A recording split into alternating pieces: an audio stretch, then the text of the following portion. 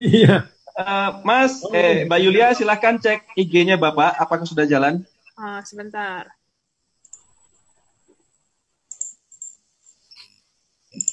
Oh, posisi nama salah, kebalik. Udah masuk live. Udah masuk live, silahkan Pak. Ya, yes. posisi namanya masih kebalik nih. Oke, saya balikin dulu biar Ya, biar. Aku Tadi senang kan Pak ini. Wawi sebelah kanan. Baik, silahkan Pak. Ya, ini selamat sore teman-teman semua. Saya Tung Separinge dengan Pak Madiku hari ini yang panggilannya Pak Bosman gitu ya. Tambahin Sontoloyo, saya ngomong nggak enak hati. Lo memang orangnya Sontoloyo, bos. Memang cara ngomong yang negatif ini. Tapi itu ternyata sungguh menarik karena Pak Bosman ini, Pak Madiku ini ngetop sekali sekarang gitu ya. Jadi sejak dulu suka ngetop, tapi sekarang tambah ngetop jadi babnya ngetopnya gitu ya. Jadi pandangan-pandangannya sangat menarik. Tentu saja malam hari ini banyak teman-teman yang di IG saya, juga teman-teman yang umum tadi di teman-teman di WhatsApp. Ayo siapa pengen tahu, pengen mau belajar. Bahkan ada teman saya yang punya BPL Lestari, Pak Alek itu, wah favorit saya, no, katanya Pak Mardigu. Itu favorit. Oke, nah dalam kesempatan ini teman-teman, nah saya mau share juga, mau tanya kepada Pak Mardigu, jadi situasi tentang ekonomi saat ini serta geopolitik itu seperti apa? Saya nulis di buku Financial Revolution begitu ya, bahwa secara ekonomi itu kalau sudah on the right track, selama tidak ada perubahan ekonomi yang sangat-sangat dramatis atau perubahan politik yang sangat dramatis, mestinya akan ekonomi saya going well. Betul, sampai sekarang masih going well. Terjadi badai ini pun ya tentu saja sedikit banyak mengurangi income, tetapi secara aset alokasi masih tetap lumayan aman begitu ya. Tapi secara politik ini ada mau perang nih antara dengan Amerika, terus perang dagangnya sudah saya antisipasi, tapi ternyata malah kenanya bukan karena perang dagang, karena badai corona. Ya. Yang seru ini. Nah, sekarang nanti setelah pandangan-pandangan begini, teman-teman yang mau nanya, ini boleh Yuli nanti yang bacakan pertanyaannya di sebelah mana ini? Oh, boleh. Ya Yuli telah bacakan pertanyaan. Tapi Komennya boleh dinyalain ya, Mas. Yang apanya yang dinyalain? Komennya di Instagram berarti. Oh ya, komen di Instagram. Ini gambarnya. Oke, nah sekarang saya ini Pak Bosman. Yes. Sebetulnya kalau panggilnya Pak Bosman itu dari mana sih kok bisa ada Bosman? Nah, ini Yang lain-lain ya. cerita panjang nih. Yang terima kasih Pak Tung udah diundang di acaranya Pak Tung, dan saya terhormat sekali ya bisa lewat udara ini ya. Padahal kita ini tadi waktu diskusi awal adalah generasi kolonial yang lebih seneng vibrasi itu kalau berjumpa langsung gitu. Betul. Vibrasi itu apa ya? Generasi kolonial tuh ketemu itu kayak apa ya? Kayak hal yang wajib gitu ya. Kalau udah kenal, udah akrab, udah begini mungkin lewat udara bisa gitu ya. Nah, terus saya sebenarnya ada dua pertanyaan dulu apa ke Pak Tung sebenarnya sebelum saya mau saling wawancara ini tujuan saya soalnya lama saya nanya itu kalau nanti gantian ya saya boleh gantian, yes, dengan senang hati dengan nanya Bosman. Jadi saya mengarungi bisnis sudah 25 tahun dan bisnis saya yang paling utama adalah oil and gas. Nah, itu yang jos. Dunia oil and gas itu adalah highly regulated. Jadi peraturannya banyaknya minta ampun. Jadi di dunia ini mungkin ada 3 hal industri yang highly regulated atau peraturannya padat sekali. Nomor 1 adalah aviasi atau penerbangan ya. Iya. Terus kedua dunia rumah sakit, obat-obatan dan farmasi itu highly regulated gitu ya. Terus ketiga adalah oil and gas gitu ya. Ada safety-nya, ada banyak sekali. Dan bisnis itu namanya close market atau bisnisnya bukan open market. Maksudnya open market itu begini. Kalau kita punya toko kelontong atau kayak Indomaret gitu ya, kita tanya sama yang kerja di situ, Mbak sehari berapa yang datang? 100 Pak gitu. Kalau besok nggak tahu Pak. Kalau hujan ya nggak tahu, bisa 1 yang datang gitu ya. Itu open market gitu ya. Nah, dunia oil and gas kalau open market mati kita. Jadi kita itu close market, tertutup gitu. Nah, bisnis inilah yang saya geluti selama 25 tahun dan karena highly regulated itulah kita harus thick face black heart. Jadi agak nggak enak nih ngomongnya karena ngapunten ini. Jadi muka kita tuh harus hati hitam, bener nggak? Muka tembok gitu ya. Muka tebel hati hitam. Itu bukunya itu Ninju itu. karena kita kalau mereka make mistake itu langsung pecat gitu ya. Kita kayak nggak ada kayak gimana ya? Karena terlalu berbahaya. Dia membahayakan dirinya dan membahayakan bahkan parkir di kantor aja atau parkir ini kepalanya itu kan harus keluar ya. Karena itu standar HSE-nya, standar keselamatan kerjanya. Nah, sementara iya, kalau ada apa-apa, ada api, ada ledakan, itu bisa langsung keluar. Dan hal-hal seperti itu, ngapunten, kita harus tangan besi, nggak bisa memotivasi gitu. Ayo, nggak bisa. Besok mati itu orang, nggak bisa. Nah, nggak jalan, Mbak. Karena kita berada di dunia yang strict terhadap peraturan, keselamatan kerja dan lain sebagainya, sehingga saya benar-benar dibilang asshole, Pak. Jadi ya Bosman ini mah memang sadis gitu ya. Nah dari dulu jadi kata-kata itu. Jadi kalau berteman dengan saya mungkin saya orangnya seru. Tapi kalau atasan bawahan jangan coba-coba deh gitu ya. Oh itu karena memang yang dipanggil Bosman terus belakangnya ditambahi S tadi itu. Nah itu lain lagi kalau itu ceritanya. Nah ini yang saya pengen tanya. Jadi ada yang menarik Pak. Dengan punya nama itu kan Tung Desem Pak. Iya. Saya pengen nanya itu dari mana Pak? Nama itu unik loh Pak. Gak ada yang sama loh Pak. Coba Pak ceritain Pak. Dulu orang tuanya. Ya kalau jadi sejak saya lahir itu 22 Desember 67, orang tua saya tuh memang marganya Tung gitu ya. Jadi Tung terus kemudian Desem Waringin. Jadi saya lahirnya di 22 Desember. Oh, oke. Tung Desem terus Waringin itu didoakan sama orang tua saya supaya bisa ngayomi begitu ya. Supaya beringin. Tanya ya membawa damai, membawa ingin adem gitu. Itu kejawab saya. Itu orang tua itu ya. Keren. Jadi saya belum terjawab kok bisa Bosman terus kemudian Sontoloyo. Nah itu kalau itu panjang. Jadi kita cerita sedikit. Jadi otak saya dari dulu memang kritis ya. Koslet mungkin dibilangnya. Nah ini mungkin terminologinya lebih ke dunia Muslim, tapi kalau teman-teman saya tahu di sini ada yang Nasrani, ada yang Muslim segala macam.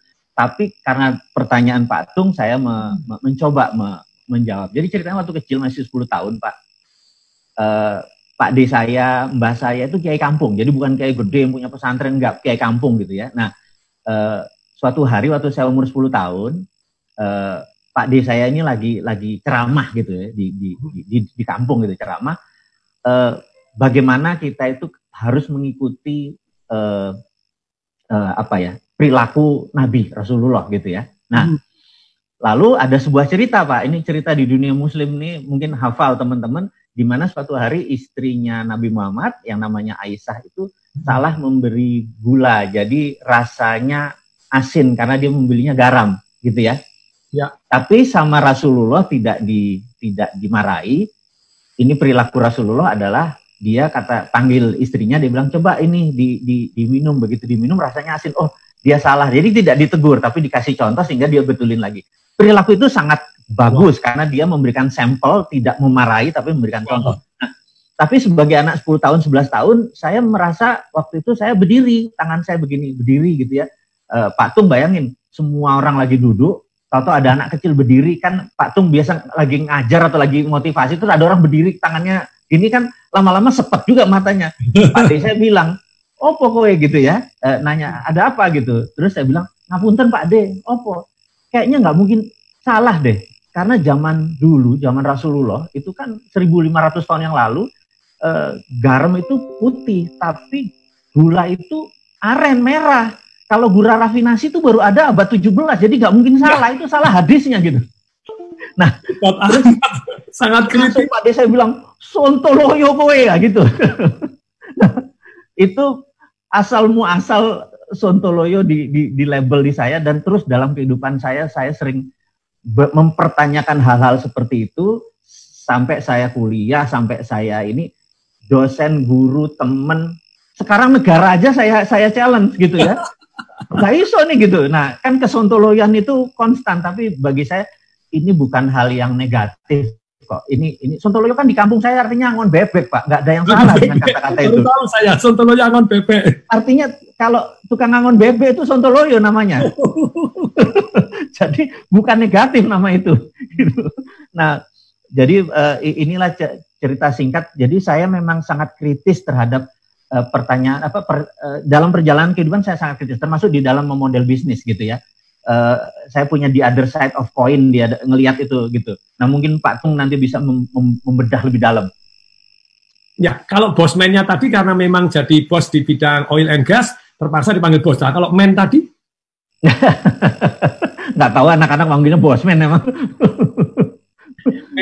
memang dalam kehidupan saya pernah membahas Pak tentang buku Take Fish and Black Heart. Ya. Waktu karir saya pertama kali jadi pembicara, satu panggung dengan Gede Parma. Jadi pertama membahas bukunya atau memimpin dengan hati. Saya panelisnya membahas Take Fish and Black Heart. Sebetulnya kesimpulannya tergantung memang timing dan saatnya. Ya, geri. Kalau Anda Take Fish and Black Heart terus di dalam keluarga Anda juga parah. Kalau di dalam perusahaan yang dimana kita butuh tadi tidak ada waktunya jadi tidak bisa demokratis. Orang lain mau demokratis tapi dia maunya memang mau ngerusak ya tidak bisa. Terus waktunya sangat pepet, kita yang sementara ini paling tahu dan kritis ambil tanggung jawab, tidak mau jalan, tembak kepala kamu, udah selesai, tidak jalan mati bareng ini gitu ya. Memang demokrasi tidak jalan gitu ya. Betul. Jadi tergantung level dari orangnya, pengetahuannya sama itikat baiknya gitu ya. Kalau pengetahuannya kurang, nggak ada itikat, tembak tidak mau jalan. Tapi memang supaya setelah itu dijelasin gitu ya. Ya. Saya setuju banget, itu benar Pak. Jadi mungkin di kepala 20 behavior mengelola tuh begini, di 30 begini Pak. 50 sekarang nggak mau Pak, di kepala 5 saya wes ikut aja gitu. Jadi itu pun berubah gitu ya, behavior kita berubah. Sekarang pokoknya low hanging fruit, pokoknya gantung cepet petik keluar gitu ya. Dulu wah mau kelola manage panjang, udah umur 20 boleh Pak. Jadi misalnya umur katakanlah umur kepala 5 bangun hotel, ini contoh aja ngapunten ya. Kita bangun hotel, kita cari tanah dulu, kemudian kita mendesain, membuat izin itu hampir 1,5 tahun, terus cari financial closingnya 6 bulan, hampir 2 tahun, bangun 2 tahun, 4 tahun, kemudian jalan 5 tahun, itu 10 tahun kapan punya Ferrari-nya Pak, gitu loh. Kapan baliknya, utang kapan baliknya gitu. Terus di tengah-tengah kena corona gitu kan, cepet bos, gitu. Nah, kalau kepala 20, kepala 30, properti jangka panjang saya masih mau. Sekarang saya bilang, enggak lah, saya bilang gitu. Itu beda, behavior beda, manajemen beda, ngelihat pasar beda gitu ya. Dan jadi saya selalu grow. Jadi saya bilang, ini kita mau ngomong di usia berapa nih? Di usia saya dengan Pak Tung yang udah di atas kepala 5, berbeda dengan yang memotivasi anak-anak yang kepala 20-30, benar nggak? Betul. Disesuaikan dengan waktunya gitu. Ya gitu. Kalau ya itu jadi ya saya pikir terima kasih karena hari ini dengan Bapak ini saya pasti akan nyedot banyak ilmu nih. Wah, saya juga sedot. Tadi kan saya BA-nya saya mau gali dan mau ya ini makanya sampai di Instagram saya kan saya cerita bahwa dalam kehidupan ini ya manusia itu sebetulnya hidup boleh Anda mencari kebenaran, tetapi kebenaran itu sudut pandangnya relatif dan tergantung konteksnya. Tadi tergantung waktunya juga. Betul kan ya? Nah, kebenaran ada 3 versi Pak. Ya. Ada versi saya, versi Anda, sama versi kebenaran yang hakiki. Ya, sometimes kita dan versi hakikinya sudut pandangnya sebelah mana ya? Atau nggak kelar-kelar. Bisa benar-benar semua. Makanya sebetulnya alangkah baiknya hidup bolehlah Anda cari benar, tapi alangkah baiknya Anda hidup tuh belajar gitu dengan belajar. Problemnya apa? Karena kebenaran tuh sebetulnya ada yang hakiki tapi sudut pandang kita enggak mencapai gitu ya, wisdom kita enggak. Problemnya kalau kita sudah merasa menemukan kebenaran, kita sudah jadi enggak mau dengerin orang lain, enggak mau belajar, merasa tersadonya. Ini ketemu orang bijak ya begini nih. Orang belajar Pak, orang belajar. Aku tuh begitu denger Pak Tung kena COVID terus tiap hari nyanyi, self-push, self-motivated, terus bagaimana inward melihat ke dalam, saya bilang itu nggak gampang. Saya bilang itu nggak gampang. Ada banyak orang bilang, Anda harus inward looking, semangat, push diri sendiri ya ke dalam, self-push gitu ya, self-push. Saya bilang nggak gampang, saya bilang gitu. Waktu Pak Tung lakukan, saya bilang itu walk the talk. orang yang melakukan apa yang dia katakan, gitu ya. Gak gampang Pak di dunia ini. Mungkin saya nggak bisa kayak gitu. Saya melo juga gitu, begitu kena ya, meratap juga. Memang kalau saya kan sampai ngomong, orang yang positive thinking, kalau sudah jalanin, Anda kena masker oksigen, nggak bisa bernapas, tubuh menggigil, dingin, nggak tahan gitu, ayo positive thinking. Ya. Itu challenge. Makanya saya bilang, wah Anda luar biasa, saya bilang kayak gitu. Karena COVID kita tahu datanya ya, bahwa nyesek di dada, panas sampai 40 derajat. Bapak udah di sana, saya bilang, dan Anda dari dalam, push dari dalam gitu ya. Selain kita percaya ya pasti Tuhan di depan kita motivasinya gitu ya. Tapi self push nggak gampang loh gitu. Makanya saya bilang itu rumusnya apa Pak? Karena self push itu ada dua, positive feeling sama positive thinking. Saya yakin positive thinking Bapak bisa memotivasi diri. Saya bisa, tapi positive feeling yang membuat dari hati penuh rilis, lepas, bahagia, percaya, nggak gampang loh Pak. Minta ajarin saya Pak. Saya beruntungnya itu kan belajar dari Anthony Robbins. Jadi kita percaya bahwa our emotion is created by our motion. Jadi sumber emosi kita 4, dan saya praktekkan ternyata sungguh-sungguh merubah saya. Gerakan termasuk nafas. Ketika saya dikasih masker, saya bernapas ala Wim Hof, WIMHOF, nanti boleh diset Pak. Itu memang imun sistemnya naik, kadar oksigen saya mendadak jadi tinggi. Jadi pada waktu dites itu, dokternya sampai bilang, ini biasanya orang kalau kena COVID, nggak bisa bernapas, bernapas oksigen, tetap kadar normal itu 80 sampai 108. Kalau di AGD, analisa gas darah, diambil di arteri, itu biasanya orang di bawah 60, di bawah 50. Terus CO2-nya di atas 50%. Tubuhnya menuju ke arah namanya asam, 7,35 normal, begitu 7,1, bablas orangnya mati. Itu belum sampai asam, sudah. Nah, saya pada waktu malam itu, waduh panik, ada panik attack loh Pak. Nggak bisa, wah itu panik attack loh itu. Itu karena nggak bisa bernapas coba. Kalau Anda pecah gitu nggak bisa napas, panik nggak? Panik. Kalau langsung paniknya gini. Tapi kalau paniknya dikit-dikit, wah itu bisa panik attack. Terus kemudian dikasih masker oksigen, saya melakukan pernapasan Wim Hof. Itu langsung kalem. Ternyata memang meditate dengan our emotion is created by our motion. Setuju. Langsung kalem, tenang. Di tes analisa gas darah, kadar oksigen saya Pak, normal 80 sampai 108, saya 158 Pak. Kok bisa? Nah dokternya juga gitu. Terus CO2 saya normal itu 21, 24, biasanya orang kalau sakit COVID di atas 50, saya mendadak pada waktu itu ya mungkin di atas oksigennya. Tapi begitu pernah terus dites analisa gas darah, itu kadar CO2 saya 19 di bawah normal. Alkalinya, saya alkali normal 7,35, saya 7,5 sekian, jadi lebih alkali. Langsung basah aja. Langsung basah, dokternya heran, setelah dokternya heran, terus saya disuruh tetap pakai masker oksigen, saya bilang, loh, ya, tadi kritis, dokter, orang saya kelebihan oksigen kok dikasih masker oksigen. Salah ini, loh, enggak, itu kan tetap membalance supaya CO-nya naik, gitu. Kita enggak mempermasalahkan oksigennya. Terus malam, telepon sama dokternya, diskusi, saya kasih artikelnya Wim Hof, terus saya bilang, 1 hari saya melakukan pernapasan Wim Hof nih 10 kali nih pakai masker. Jadi our emotion is created by our motion, termasuk napas kita. Dan begitu saya mendapatkan oksigen, saya langsung calm down, dan saya langsung relax. Nah, itu. Terus kemudian, kena VCO tadi, virgin coconut oil mendetok tubuh saya, minum air yang cukup. Nah ini bagi teman-teman yang puasa nih, Pak Mardigu juga ini Pak Bos. Jadi orang puasa, itu kan saya baru aja baca buku yang judulnya Solve for Happy. Itu Moghadat, MOGAWDAT, itu Chief Business Officer dari Google. Kaya raya. Itu anaknya meninggal pas bulan Ramadan begini, anak orang umur 21. Makanya dia sedih sekali, terus dia mencari rumus untuk bahagia. Tapi anaknya meninggal itu karena dia lagi puasa, terus kemudian kan besok mau operasi usus buntu. Dokternya bilang harus puasa lagi, jadi puasa 24 jam tidak makan, tidak minum, kemudian disuntik besok itu tidak bisa kena. Jadi luput 1 mili, orangnya meninggal. Nah, saya mengalami diambil sampai 7 kali tidak berhasil karena kurang minum.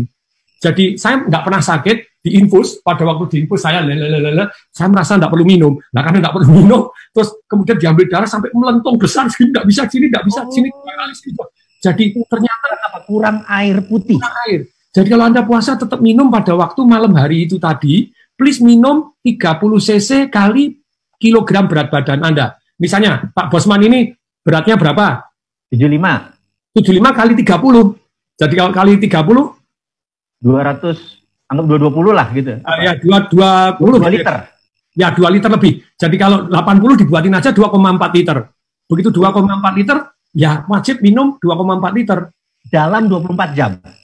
Ya, dalam 24 jam nih. Kalau puasa kan nggak boleh ya, berarti malam harinya jatah. Itu membuat tubuh kita jadi fresh. Nah, saya nggak minum, jamnya nggak bisa. Saya merasa demam itu salah satunya karena saya nggak minum.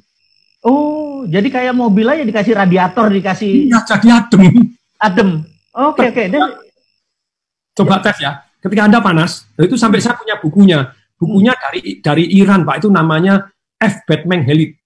Batman, B-A-R, Batman, pakai G, H-E-L-I-D-J. Helid. Itu dokternya sah Iran mau dihukum mati karena dianggap dokternya sah Iran, tapi sama ini 2 tahun dia di penjara, dia meneliti. Ternyata orang itu kurang air. Jadi sakit obatnya air dulu pertama kali. Kalau nggak percaya misalnya Anda demam tinggi ya, langsung minum air hangat.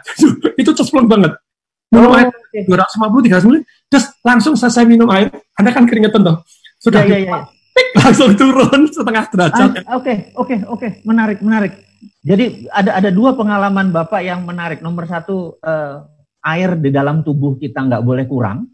Ya. Kemudian nomor 2 adalah mengatur pernafasan.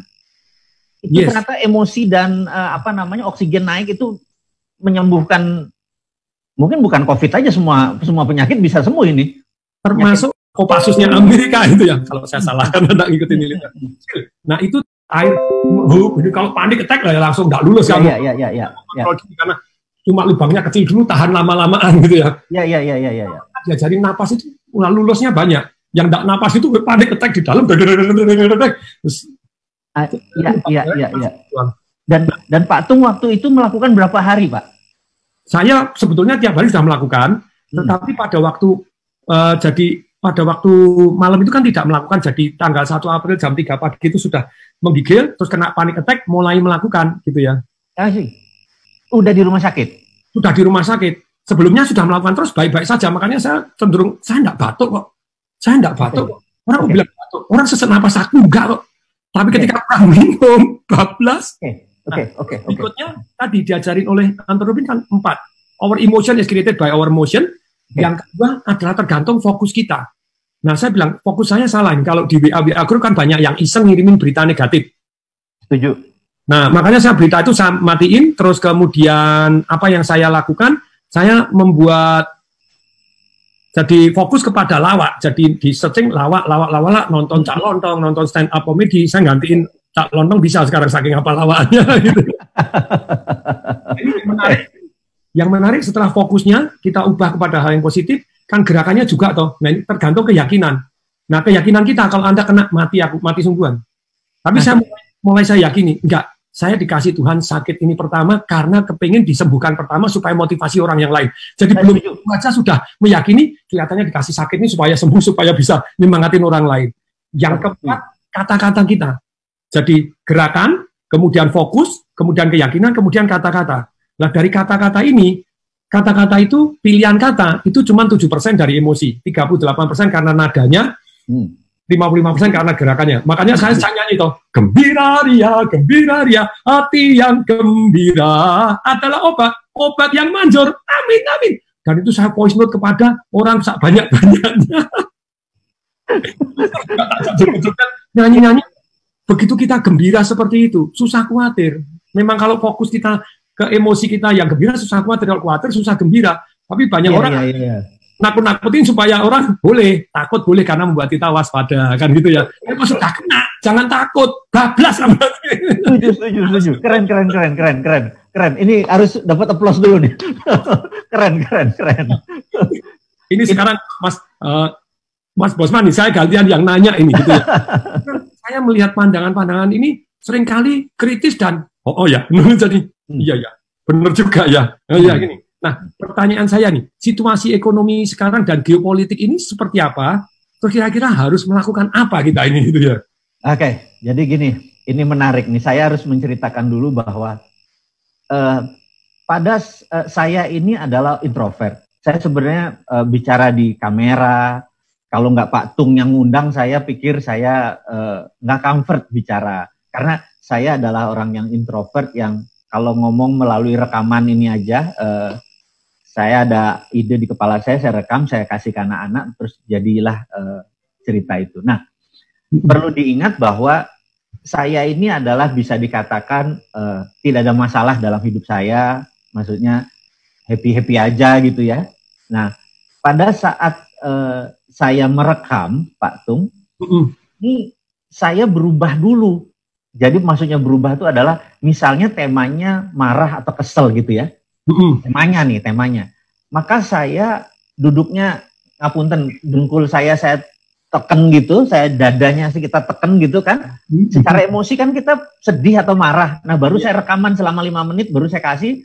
Habis itu kadang-kadang saya suka bilang, kepala saya pusing ya, karena saya menjadi orang lain. Menjadi orang lain gitu. Nah pas denger itu, bikin emosi ya gitu ya kira-kira ya. Karena kalau banyak orang secara konten bisa, seperti tadi Pak Tung bilang, 7% itu banyak orang bisa mengisi kontennya. Tapi 30% harus memberikan intonasi, memberikan vibrasi marah, vibrasi kesel, nggak semua orang gampang. Saya pun harus pura-pura marah gitu kan. Dengan mempengaruhi gerakan tadi. Nah, sehingga waktu nonton videonya lebih move. Nah, kenapa saya membuat video seperti ini? Sebenarnya ini hanya keinginan saya merasa bahwa sejak tahun 98 di Indonesia itu tidak ada lagi pelajaran tentang Pancasila, bernegara. Sementara bernegara itu ada 7 pilar, yaitu Ipolek Sosbud Hankam, ideologi, politik, sosial, budaya, ekonomi, pertahanan dan keamanan. Nah, saat ini di Indonesia sejak 2002, hampir 20 tahun, itu lebih ke politik, apa-apa politik gitu ya. Sementara kalau di negara seperti Jepang gitu ya, Perdana Menterinya bisa setahun ganti 3 kali, menterinya ganti, ekonominya jalan biasa. Nah, saya merasa harus ada faktor pendewasaan dari teman-teman yang, karena dulu pelajaran dulu ada PMP, ada P4 penataran gitu ya. Nah, zamannya kita ada nih Pak. Nah, anak-anak sekarang Pak 20 tahun itu nggak ada gitu. Jadi bernegaranya mereka nggak ada. Terus lagi pejabatnya. Pejabat dulu zamannya Pak Harto ikut Lemhanas dulu, baru jadi sekolah calon menteri lah gitu. Padahal yang masuk Lemhanas 10 orang, 100 orang yang jadi menteri juga cuma 1. Tapi Lemhanas itu penting karena di situ selama 9 bulan diajari tentang apa itu nation threat, apa itu nation interest, apa itu survival of the nation. Yang membuat impact negara kita utuh ini kan keberagaman kita, kesadaran kita seperti itu. Nah, saya merasa kok nggak ada yang bicara. Terus banyak sekali pejabat-pejabat yang malah tidak ngerti apa itu Lemhanas atau pertahanan negara. Nah, darah saya pikir, saya berkontribusi bagaimana kalau sementara anak-anak sekarang kan menggunakan media sosial, menggunakan YouTube. Saya pikir ya udah saya lewat udara saja. Jadi ini sebenarnya tidak ada niatan saya adalah pebisnis, saya orientasinya adalah profit gitu ya. Terus kalau ada lebih ya baru kita berbagi gitu ya. Nah, business as usual.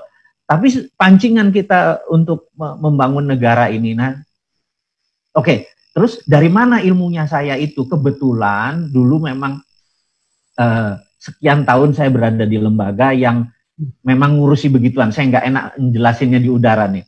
Jadi memang setiap hari Rabu saya adalah Spider-Man. Setiap Senin di luar hari Rabu saya adalah Peter Parker gitu ya.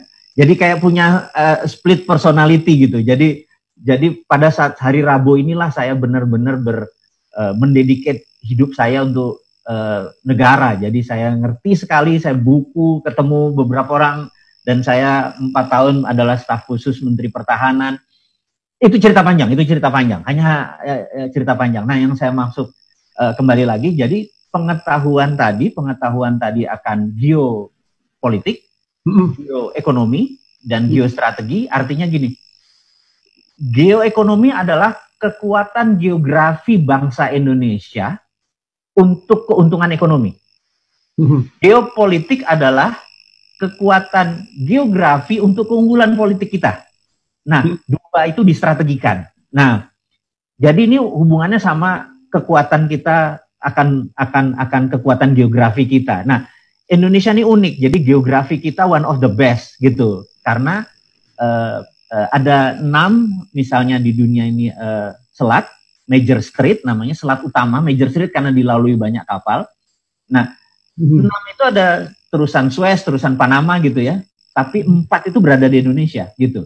Nah, karena Selat Malaka, nah lu kalau mau lewat situ harus ya. Iya kan, Selat Sunda, Selat Makassar, dan Selat Sumbawa. Ini adalah major strait, bisa dibayangin. Di utara Indonesia, itu ada negara besar seperti Hong Kong. Kota-kotanya saya sebutin aja, Hong Kong, Shenzhen, Guangdong, Taiwan, Seoul, Jepang, itu adalah negara produsen. 20%-nya pergi ke Amerika Utara, 80%-nya ke Afrika, Asia Barat, dan Eropa, pasti lewat Selat Malaka. Dan di Selat Malaka itu ada 100.000 mother vessel yang gede-gede, di mana 80%-nya milik China. Dan ini menjadi sangat penting sekali, dan kita saat ini tidak mendapatkan benefit dari kekuatan geografi kita tadi, tidak merupakan kekuatan. Nah, ini saya merasa kok ngene ngelola negara gitu kan. Padahal kalau kita ambil pajak, sambil contoh ini ngapunten nih, kita ngayal aja ya. Kalau goods atau materialnya yang lewat Indonesia itu 1 tahun adalah $2 triliun, 2.000 billion. Kalau kita pajakin aja 1%, pajak itu adalah untuk bersihin, karena kan dia buang tai lah, buang minyak lah di laut kita, majekin untuk safety dan 1% aja, itu 200 billion. Bener nggak? Dan ya oke lah, kalau kita sendirian nanti Amerika marah, Tiongkoknya marah. Ya udah, 20% buat Amerika, 20% buat China, kita 60 yuk kita gabung buat konsorsium sebagai security di sini untuk insurance dan lain sebagainya. Itu cukup untuk bayar APBN. Nah, kayak gini ini saya merasa tertantang, maksudnya untuk mengingatkan siapapun yang menjadi presiden, siapapun yang menjadi pengelola negara ini potensi-potensinya. Jadi kalau ekonomi kita ini, kalau lihat dari secara global, kita sebenarnya nggak pernah kalah gitu. Kalau ngerti geopolitik dan geostrategi, saya ngerti mereka nggak sadar seperti, bila kalian nggak pernah ikut Lemhanas gitu. Saya pikir ya udah, saya ngomong lewat udara ngingeti. Jadi ngapunten, belum jawab pertanyaan jenengan ini tentang ekonomi saat ini gitu ya. Mudah-mudahan geopolitik saat ini yang tantangannya dengan Tiongkok ini lagi ancaman-ancaman ini. Nanti kita mulai ngerucut ngomong serang aja enggak apa-apa. Kita mulai ngerucut ke dalam ya, ke dalam. Jadi kita ada 2 hal yang saat ini yang kita lihat adalah, satu adalah namanya nation interest. Jadi China, Tiongkok ingin negaranya hidup 1000 tahun lagi. Setuju ya? Amerika juga ingin hidup 1000 tahun lagi. Jepang pengen 1000 tahun lagi masih ada. Indonesia juga pengen intact utuh. Itu namanya nation. Nah, setiap negara itu punya nation interest. Ingat, nation interest sebuah negara itu bisa menjadi nation threat negara lain. Harus diingat ya. Itu hukumnya. Jadi demi Romawi dulu besar, dia mencaplok negara-negara kecil di sekelilingnya untuk ngasih makan Roma. Jadi nation interest dia merupakan nation threat negara lain. Supaya makan nyerang orang lain. Karena dia terbatas, limited sources kan, terbatas, sumber daya alamnya terbatas. Nah, inilah ekspansi pertama kali di dunia ini. Nah, jarang negara seperti Indonesia yang mataharinya dalam setahun 98%, yang dari ujung ke ujung ada air, yang Tuhan memberikan vulkanik tektonik, 80% wilayahnya ada ini. Terus di laut negara yang tengahnya ada laut itu cuma Indonesia. Ada Laut Banda, Arafuru, Laut Jawa gitu ya. Terus menghasilkan ikan yang karena untuk musim panas mereka bertelur di sini. Jarang negara kayak kita, karena itu kita itu gadis seksi yang dilirik oleh semua orang gitu. Nah, kitanya nggak tahu kecantikan kita. Kita malah terpesona sama orang lain. Itu yang disebut kita harus mengingatkan gitu ya. Nah, jadi kembali lagi, nation interest negara orang merupakan nation threat negara lain. Nah, jadi Amerika sangat ingin natural resources Indonesia. China sangat ingin natural resources Indonesia, udah pasti gitu ya. Nah, itulah yang saya merasa bahwa ada perang di luar ini. Nah, kita belum cerita corona nih. Belum cerita ancaman-ancaman perang tadi ini. Belum cerita ancaman, ini baru cerita besar. Nah, ternyata ada corona. Corona ini pertanyaannya adalah, ini adalah man-made atau ini nature, gitu kan? Kan harus kita bedah nih. Nah, kalau lihat dari sifatnya, dari asal muasalnya, maka semua orang saat ini sepakat bahwa ini adalah man-made, alias di-enrich, diperkaya dan lain sebagainya. Sehingga kalau itu diperkaya dan lain sebagainya, ini udah pasti kesimpulan kita ada yang mengendalikan. Terlepas dari itu semua saya nggak peduli, karena toh bukan kita adalah victim dari mereka, kita nggak punya powernya. Yang penting sudah tersebarlah seluruh dunia, saat ini udah 3,5 juta orang yang terpapar, gitu kan? Ya. Nah, kita lihat dari Goldman Sachs punya analisa, JP Morgan punya analisa bahwa COVID, kita hidup dengan COVID forever, udah. Jadi ada forever.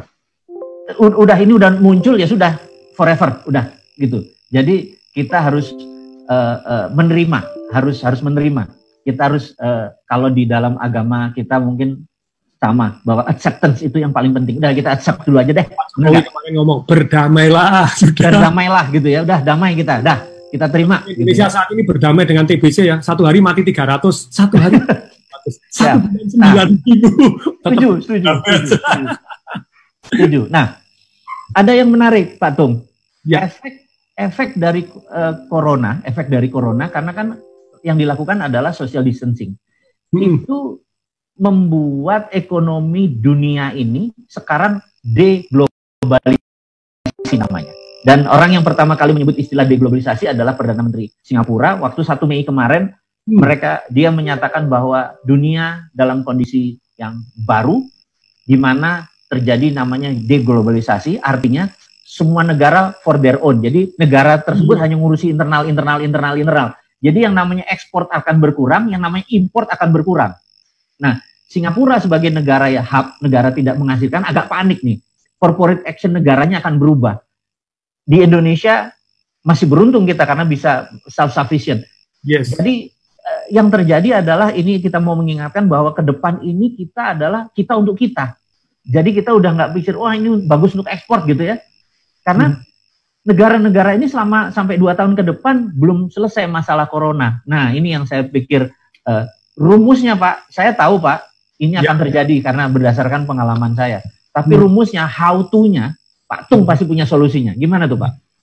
Loh, malah saya yang ditanya nih. Potong-potongan ini. Enggak, pas semua orang berpikir untuk negerinya sendiri, bangsanya sendiri, udah percaya saya, ekspor akan berkurang, import akan berkurang. Itu gitu. Saya analisa 3 tahun yang lalu, Pak. Jadi kita tuh memang harus jadi analisa 3 tahun yang lalu, tapi sungguh di luar dugaan, bukan karena virus. Waktu itu antisipasinya itu gara-gara perang dagang Tiongkok sama Amerika, terus perang tarif, terjadilah perang currency. Kan di Tiongkok menurunkan mata uangnya, langsung kita banjir barang dari Tiongkok. Kita negatif, tobat, cadangan devisa berkurang, deg-degan gitu. Nah kalau sekarang lebih parah lagi, kalau dulu kan jawabannya ada 5, 1 ikut perang tarif, yang dilakukan zaman Pak Agus Martowardoyo, Indonesia juga mau lakukan, tapi Tiongkok menang pinter Pak itu, misalnya keramik dikasih tarif di sini, di sana pemerintahnya subsidi Pak, jadi yang bayarin pemerintahnya, itu keren banget. Pokoknya kamu bisa ekspor, tetap harganya bersaing di Indonesia dengan cara pemerintah yang turun tangan mensubsidi supaya ekspornya tetap jalan. Jadi, nah itu perang tarif ikut. Yang kedua, ekspor digenjot. Kalau sekarang kan sudah pondok mustahil ini ya. Dulu pemikiran saya seperti itu. Aduh, ini akan ekspor. Jadi saya lihat-lihat nanti yang di pemerintah mendukung ekspor di mana. Nah itu bagus itu ya. Dan kemudian yang ketiga adalah investasi asing dibuka, dipermudah supaya cadangan devisa meningkat. 3 ini hilang semua Pak sekarang. Betul, setuju. Tinggal 2 doang yang di bawah. Secara ekonomi kan gini, neraca kita itu kan bolong. Maksudnya bolong itu pendapatan berkurang, pengeluarannya tidak balance loh. Lah kalau siapa yang tombok? Rakyat jelata, pengusaha besar sama bolong ini semua pada istilahnya kalau di balance sheet itu negatif. Ini terus gimana? Ya 2 doang Pak. Sementara ini gitu ya. Utang atau cetak uang. Kayak yang kemarin 600 triliun. Nah terus kemudian Pak Peri Warjio itu kakak kelas saya di SMA 3 Pak. Jadi Dewan Penasihat Alumni Semaga.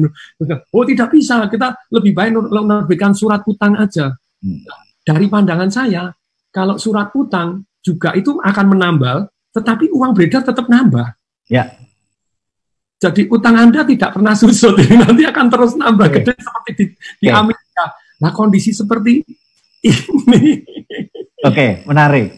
Belum ditambahin geopolitiknya, kalau jedor perang, waduh. Oke. Jadi langkahnya tadi 5, stay cash dulu, sekarang ya harus stay cash. Ya stay cash, Anda tidak punya cash, Anda tidak hidup. Tapi pada waktu nanti krisis berlalu, setelah misalnya ini Juni boleh dibuka, ternyata ya tetap akan kita berdamai. Nanti akan tetap yang namanya kena virus ini terus akan ada gitu ya. Sudah ada vaksinnya, sudah ada obatnya, jadi kita lebih tenang. Walaupun nanti yang kebal juga terhadap seperti TBC kan ada yang kebal, orang tidak peduli, mati loh itu TBC. Betul. Tapi kembali lagi, cash nomor 1 King, yang kedua adalah yang namanya nanti pada waktu itu kena uang yang dicetak banyak ataupun utang kita tambah banyak, otomatis uang beredar banyak, berarti pada saatnya nanti cash is stress. Cash adalah jadi sampah. Mas very bull itu untuk ini jadi. Betul. Nah, ini saat ini tuh kalau secara ekonomi ya kita tukar kepada namanya aset yang namanya distress. Orang-orang yang stres asetnya, perusahaan-perusahaan yang stres. Ya tadi Pak Mardigo, Pak Bosman ngomong begini, aku wis bangun ini sudah, udah masanya gini, beli jual, ya saatnya ini. Gitu. Kemarin saya ngobrol dengan Pak Haritanu, terus kemudian ngobrol dengan Mas Sandiaga Uno. Nah itu mereka sukses itu kan memang tahun 97-98 bumi gonjang ganjing, mereka switch menjadi maklar. Nah ini loh, tidak perlu duit banyak sekali, jadi maklar. Dia bilang saya kan dapat sukses fee kalau Pak Haritanu. Kalau Pak Sandiaga Uno terang-terangan, dia ngomong, saya kan dapat 20% tanpa modal. Loh kok bisa 20% tanpa modal? Modalnya nanti tetap saya bayar, tapi bayarnya pada waktu laku. Pada waktu untung. Nah, untung kan saya yang gini, pertama 20, bisa 30, bisa 40, bisa 51%, bahkan yang lain cuma saya bayar kalau gantian modalnya sih. Jadi bisa 100%. Nah itu membuat kekayaannya dia meledak luar biasa. Memang zamannya sekarang, ya istilahnya mau jadi maklar kecil atau maklar raksasa gitu ya. Yang kedua ini adalah kita tukar cash kita menjadi aset yang distress. Yang misalnya properti, kemarin Kompas tanya ke saya, Kompas bagian properti gimana? Sekarang ini indahnya properti. Loh kok bisa? Betul. Selalu indah karena selalu ada yang dijual diskon. Tapi kali ini diskonnya lebih banyak. Dan lebih banyak jumlah penduduk di ini. Nah ini kalau ini namanya apa ya? Jumlah penduduk itu demografi ya. Yes. Penduduk menurut Boston Consulting, Indonesia tahun 2013 sampai 2020 ini peak naik 68,7 juta orang kaya baru, maksudnya sekolah, kemudian sekarang kerja, kemudian mulai menikah, mulai butuh properti. Saya melihat properti ini very good, Pak. Namanya jalan, infrastruktur jadi. Bandara jadi. Terus kemudian jadi infrastruktur sudah jadi, jumlah penduduknya naik, terus kemudian uang beredar nambah, sekarang diskon. Api tenang. Setuju. Dan saya stay cash, Pak, sudah sejak 3 tahun yang lalu. Saya jual hotel Kartika Graha di Malang. Saya jual Star Hotel saya yang di Semarang. Saya jual stay cash. Ini apartemen sudah stay cash. Nah, sekarang mulai berburu properti. 50-60%. Nanti pada waktu hari H, naik 2 kali minimal. Karena 2 kali cuma balik pulih. Setuju. Nah, jadi ini yang kedua. Jadi, distress aset ini bisa perusahaan, bisa satu yang namanya properti. Yang ketiga, tetap ada emas dan perak. Dan saya di rumah sakit dapat duit ember-emberan, Pak. gara-gara perhatian terhadap perak. Zaman Nabi Muhammad dulu 1 gram emas sama dengan 10 gram perak. Sekarang 1 gram emas pada waktu saya di rumah sakit 124 gram perak. Emasnya legit, peraknya waktu itu sempat anjlok dulu. Pancuk sempat bagus nih, dibanting dulu akan disapu nih sama orang-orang kuno pernah disapu. Atau dibanting, saya ikut sapu, Pak, di bawah. Jadi sekarang naik gini, sudah untung ember-emberan. Bandarnya menyerah, Pak. Jadi bandar itu kan yang nerima tuh, karena perak termasuk jarang. Jadi bandarnya saya beli nggak boleh sekarang. Saya kirimin, boleh. Pak Tung, gini loh Pak Tung, saya ini nggak bisa ngelempar gitu. Kalau saya nggak bisa ngelempar, nanti kalau naik tinggi aku nggak bisa bayar Pak Tung. Jadi, oke. Paham. Beliau paham. Yang lain, ya sudah tobat. Ngeri lihat pergerakannya. Nah ini untuk. Paham. Jadi emas dan perak saya tidak spekulasi. Kalau spekulasi kan orang semua di emas dan perak. Kita melakukan aset alokasi, 7,5%, 10% silahkan. Nah kemudian yang keempat itu kita punya bisnis-bisnis yang istilahnya real money, Pak. Real money itu yang anti krisis. Itu saya belajar dari Om Lim sama Pak Motaryadi. Kalau Om Lim itu satu hari duit dipotong, ya duitnya dimasukkan sungai. Saya baca biografinya, kemudian dia nangis. Ternyata kaya itu bukan banyak duit ya. Kaya itu banyak aset yang menghasilkan duit. Ya. Makanya kan saya masuk Indosemen, Indomie, Indofood, Ya. terus tepung terigu masuk ke paling bawah. Nah, makanya ketika 2 tahun yang lalu saya mulai buka laundry, Pak, itu teman-teman yang di properti, ini kurang kerjaan ini, duit receh dikerjain gitu. Ya. Tapi ternyata begitu dia harus mecat karyawannya, karyawan yang bagus malah tidak dipecat, malah mengundurkan diri. Kenapa kok kamu mengundurkan diri? Oh, saya buka laundry. Loh, laundrynya siapa? Itu partnernya Bapak itu lumayan loh, Pak. Saya gaji di sini 15 juta, buka 2 laundry, 1 bulan 50 juta, Pak. Jadi keluar. Saya 2 tahun buka 90 laundry, Pak. Sampai sekarang PSBB pun masih bertahan karena bertahan. Boleh buka dan kebutuhan, dan apalagi kita iklannya kena antivirus itu. Jadi Setuju. concernnya. Nah, ini yang keempat itu adalah basic business yang bertahan. Saya meneliti di tahun 1947 sampai 2018, laundry di Amerika itu nambah terus sampai 300.000, tidak pernah turun walaupun ekonomi naik turun. Berarti ini kan dibutuhkan. Nah, ketika dibutuhkan, saya masuk di sini itu lumayan membantu cash flow saya nih. Bantu THR-an ini, yang lain nggak boleh THR-an, saya masih ngasih THR plus 1 Mei sudah THR. Setuju. Nah, yang kelima, perhatikan peraturan pemerintah. Jadi peraturan pemerintah ini kemana gitu ya? Oh, perhatikan, uang ini mengalir kemana? Orang sukses kan antisipasi. Uang mengalir kemana? Kalau Anda fokus di satu tempat, boleh nggak sampai jadi, tapi setelah itu harus ada namanya aset alokasi. Kalau satu doang, waduh. Jadi ada teman di travel punya 12.000 cabang. Nah sekarang travel langsung. Iya. Travel doang. Antisipasi uang ini mengalir dari mana ke tempat yang lain. Kenapa saya ke Perak? Saya merasa begitu Mas jeblok ini tinggi, Perak yang ketinggalan ini akan ngejar. 1:80 aja sudah untungnya banyak sekali. Sekarang baru 1:111, Pak. Dari 1:124 gram. Nah, jadi aturan pemerintah misalnya, dulu kenapa sih orang bilang, Pak Tung ngapain sih ngerjain rumah sederhana, satu amal, karena jadi rumahnya yang kedua, jadi karena ini aturan pemerintah lagi memberi subsidi ke sana. Dulu saya antri-antri, nah sekarang APD, pemerintah lagi masuk ke APD, masuk apa ya, perhatikan ke peraturan-peraturan pemerintah ini kemana, selalu ada uang mengalir yang ke tempat satu tempat yang lain. Orang sukses antisipasi bukan bereaksi gitu ya. Nah, ini Giliran Bosman ini Pak Bosman. Oh cukup ini, ilmunya udah cukup ini. Nah, teman-teman udah dapat insight banyak banget dari Pak Tung ini. Wah, lagi nunggu puasa gini, powerful banget nih cerita dengan Pak Tung nih. Geopolitik sama geoekonomi dengan saat ini kira-kira pandangannya Pak Bosman Mardigu ini apa yang harus dilakukan kita dan apa yang terjadi, apa yang kita harus lakukan? Ini kalau cerita geopolitik dan geostrategi ini tidak sederhana. Kita membicarakan bisnis, tetapi bisa kita kemas menjadi informasi yang bermanfaat gitu ya.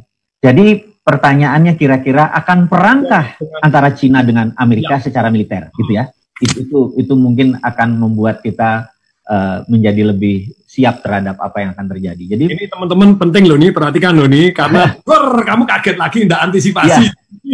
Jadi jangan sampai seperti bulan Januari dibilang tidak ada COVID, bulan Februari nggak ada COVID, total door ada gitu ya. Nah, perang, jadi gini, di dalam kita menganalisa perang tidak perang bukan masalah buat kita, tapi apapun itu kita harus punya skenario gitu ya. Nah, skenario pertama yang harus kita ingatkan adalah kalau Anda jadi Trump, gitu ya. Kalau Anda jadi Trump, Anda bulan November nanti adalah masa jabatan kedua, Anda akan ada pilpres. Ya. Anda ingin menang 2 kali. Dia mengambil peluang ini bagaimana? Kalau dia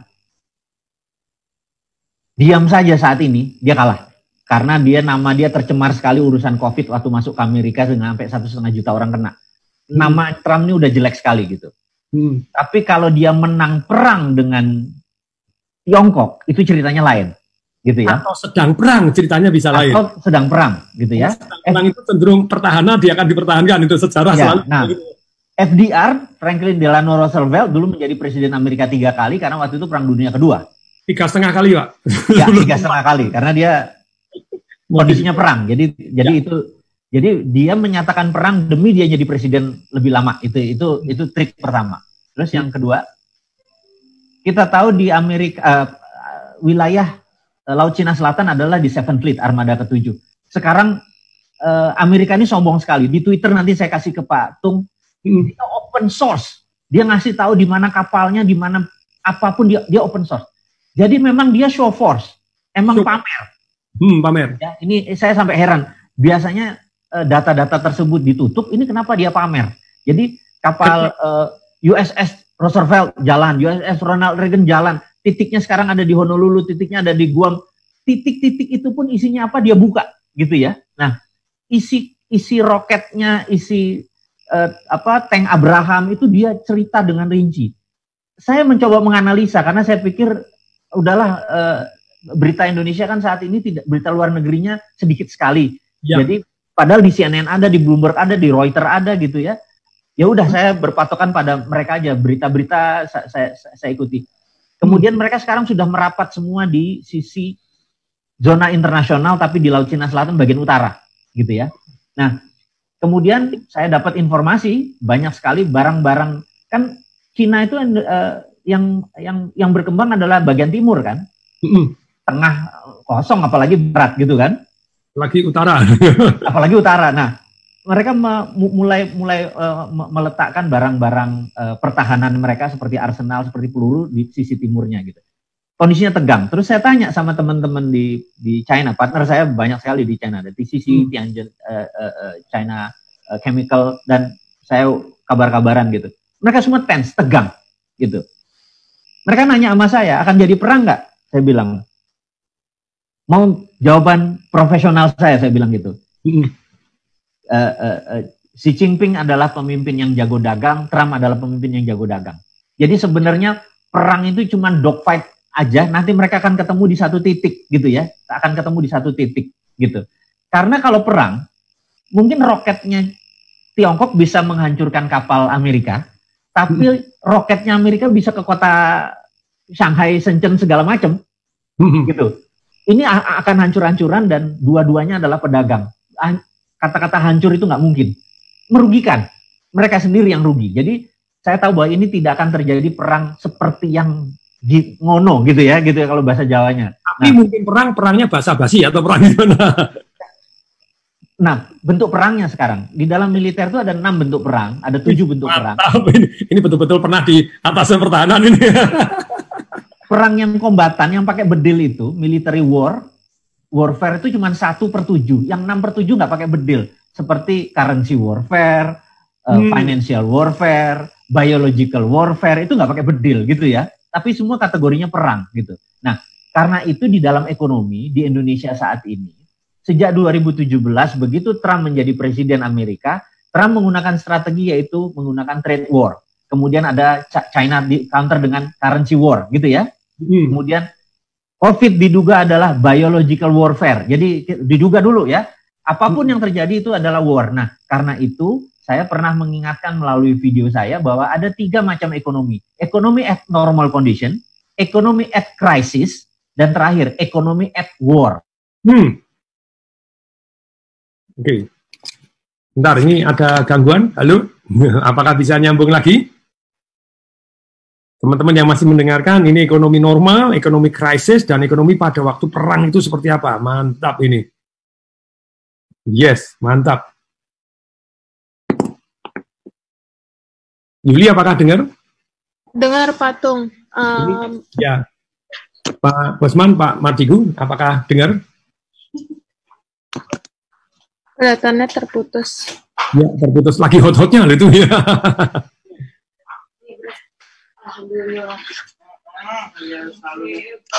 Mas Faruk, Pak Mardigunya apa sudah join lagi? Keluar itu. Ya, kepencet tadi. Mungkin nggak sengaja kepencet gitu. Ini jadi teman-teman, kalau saya nih masih IG live, masih live atau masih ya? Masih, Patung. Masih. Jadi teman-teman, jadi yang menarik ini dari Pak Bosman, Pak Mardigu ini, beliaunya ini orang kaya raya tapi rendah hati, terus kemudian tetap mau belajar, kadang ngomongnya nyentil-nyentil itu sungguh menarik, makanya followernya banyak amat gitu ya, terus kemudian juga masuk akal, pandangannya itu sangat dalam, kritis, dan menarik untuk kita dengarkan. Seperti tadi, bahwa perang itu bukan hanya satu, tapi perang itu boleh dikata ada 7, begitu yang tadi sempat catat, military war, terus kemudian currency war, terus perang dagang, ada biological war, gitu ya. Nanti ada beberapa lagi nanti kita tanya. Kalau sedangkan secara ekonomi itu sendiri ya ada ekonomi yang normal, ada yang krisis, kemudian juga ekonomi pada saat perang. Nah, ini Pak Bosman sudah tampil kembali. Ayo. Ngapunten. Ini ternyata laptop saya habis baterainya habis. Orangnya lebih kuat dari laptopnya. Udah, oke. Kita lanjutin sedikit ya. Jadi yang tadi kan ada 7 perang kalau boleh Pak. Satu kan baru saya catat 4 ini Pak. Kalau masih bisa dilengkapin, kalau masih tidak apa-apa nanti. Jadi perang pilihan, kemudian perang currency, perang trade war, perang dagang, kemudian biological war, kemudian masih ada 3 lagi. Kira-kira perang apa Pak ini? Nah, ini nanti kita harus disimpan Pak. Kita kayak gini-gini jangan boleh. Nanti supaya ada sesi berikutnya supaya biar penasaran. Kalau gitu ekonomi tadi Pak, sekarang melanjutkan ekonomi normal, krisis dan ekonomi perang itu apa bedanya dan kita harus bagaimana? Kuncinya kan balik-balik ngomong besar, kita harus gimana nih? Woi, siap-siap woi, antisipasi. Nah, ekonomi pada saat normal seperti tadi kita bilang ada boom, ada bust gitu ya. Ya, itu kita tahu teorinya. Boom pada saat apa yang kita sentuh jadi emas, bus yang ngapunten apa yang kita sentuh jadi tai gitu ya. Nah, oke. Tapi pada saat ekonomi normal, pada saat boom dia kendalikan dengan tight money policy, ditarik sedikit. Nanti kalau lagi bust dia kasih quantitative easing naik lagi. Itu bisa disetel. Itu ada ekonominya, fiskalnya, moneternya bisa disetel. Ekonomi berjalan seperti biasa. Nah, ekonomi at crisis itu persis saat tahun 98, tahun 2008 itu ekonomi dunia dalam keadaan krisis. Jadi strateginya berbeda. Apakah yang mau kita kasih stimulus ini adalah sektor produksi atau yang kita mau kasih stimulus ini adalah sektor demand, gitu ya?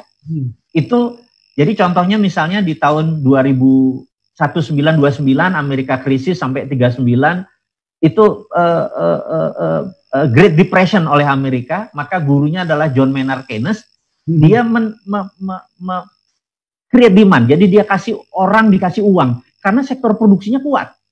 Jadi karena sektor produksinya kuat, demand yang kurang, makanya yang dikucurkan dana adalah demand. Nah, di Indonesia ini kalau printing money, yang mati ini bukan demand, yang mati saat ini sektor produksi nih.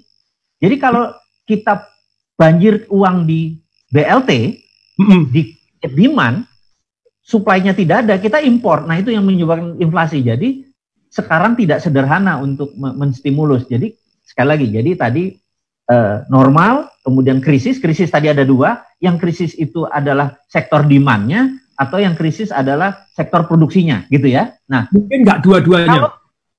Apalagi dua-dua. Nah, kalau economic at war, dua-duanya Pak, supply-nya 16, demand-nya 16. Nah, karena jadi sekarang ini kita kategorinya bukan ekonomi at normal, bukan ekonomi krisis, ini namanya economic at war. Economic at war itu ambruk semua. Gitu. Ini yang harus, ini berbeda strateginya karena ambruk semua gitu. Nah, sekarang tinggal kita lihat efek. Kalau cuma 2 bulan, 3 bulan efek tadi, kita mungkin cuma 20-30% aja terpengaruh. Tapi kalau ini panjang sampai 2 tahun, sampai 1,5 tahun, maka ini bergeraknya lebih susah. Nah, economic at war. Nah, economic at war, semua negara akan melakukan hal yang namanya tadi deglobalisasi. Mereka memikir dalamnya saja. Nah, ini yang saya harapkan pemerintah. Saya kasih contoh siapa economic at war. Nomor 1 adalah Jerman. Di tahun 1918 Jerman kalah perang. Setuju ya? 1918. Jerman kalah perang dunia pertama. Terus yang dilakukan oleh Jerman adalah printing money untuk membanjiri sektor produksi. Dia menciptakan senjata, permesinan, alat berat. Jadi sektornya produksi. Jadi dia pouring money-nya bukan ke